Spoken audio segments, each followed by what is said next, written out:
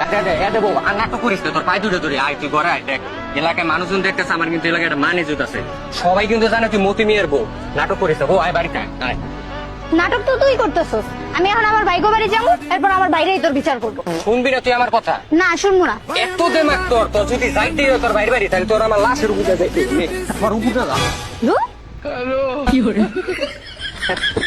এত দেমাক।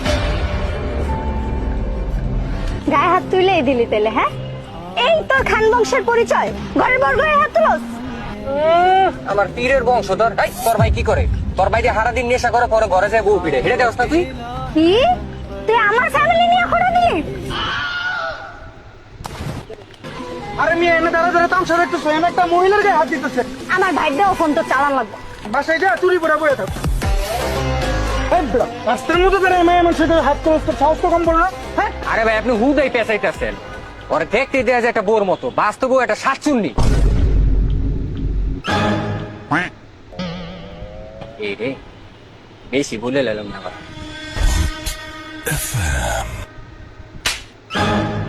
মতি মিয়া নাম ওর, এই এলাকায় ওর একটা মান সম্মান আছে। কলার ছাড়, ছাড় কলার। কি করে?